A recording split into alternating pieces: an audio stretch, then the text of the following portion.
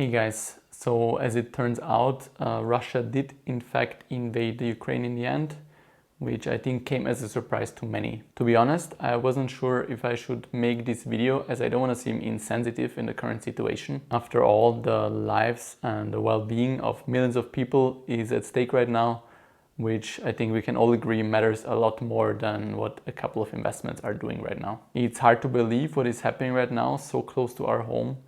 And I wish for the conflict to end as soon as possible on a diplomatic level without any more casualties. And if you're in or from the Ukraine, then I really hope you and your loved ones are safe. Now, since several of you reached out to me regarding the current situation and I noticed a lot of uncertainty, which is completely normal, I still want to discuss what this could mean for our investments. And I hope you forgive me if it feels insensitive of me to do that. I mean, let's be honest, most of you, okay, maybe excluding my mom, are watching these videos because you're interested in my opinion regarding investing and not other subjects.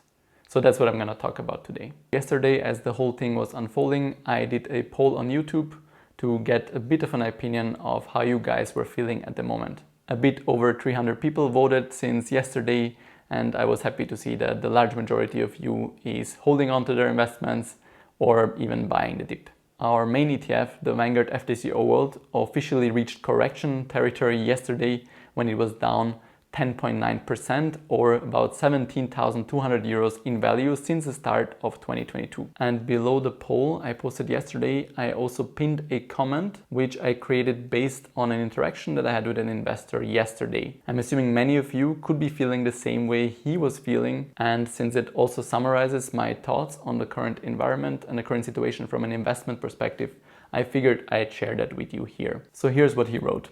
Hey Angelo, coming back to you because I just injected 3,500 euros into the FTSE World about a week ago. With everything going on at the moment with Russia and surely a drop probably huge in the market, what would you recommend? Sell and reinvest when it gets better, or leave it no matter what and wait for a recovery in probably months or years?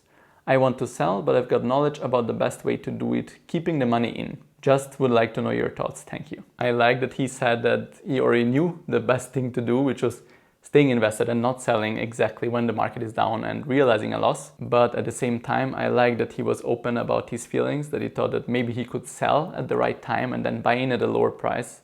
But that's always way easier said than done, and very few people manage to actually do that. And while I can't give anyone investment advice, and you should always do your own research and make your own decisions, here are my thoughts and basically what I responded.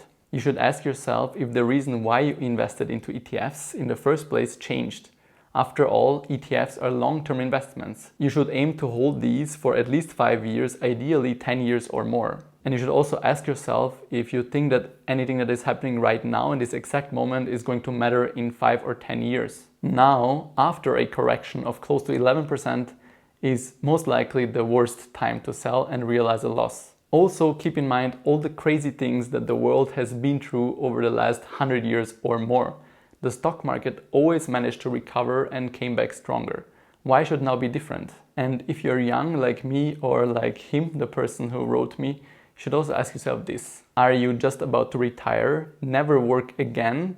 And is the money you currently have in the ETF that you're worrying about all the money you're likely going to make over your entire career? Even in that situation, selling now in hopes to buy lower rarely works out. Or is the amount that you currently have in ETFs that you're worrying about, in his case it was 3,500 euros, just a relatively small amount when looking at your entire life's earnings, so what you're likely going to make over the next couple of decades, and worrying about how you can make an extra percent, maybe if you're really lucky, return on this money is just a complete waste of time. I believe sometimes it's really good to put things into perspective like that. Meanwhile, as for myself, I started to buy the dip a bit too early, but then again, you never know exactly where the market is going to go. And I'm trying to figure out where I can find some free cash to dollar cost average into the market at a discounted price right now. Since these are long-term investments and I don't really believe in market timing when it comes to ETFs, I never sell in hopes to buy back lower. I just try to add some more money if I see a dip buying opportunity, if the market corrected a bit.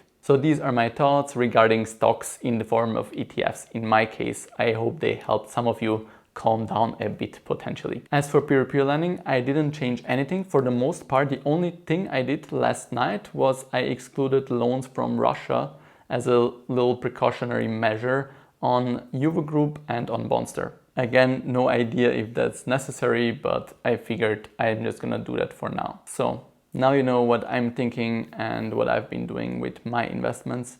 Let's hope that the situation resolves soon. Still, I'd love to know how all of you are feeling in the current situation in the comments below.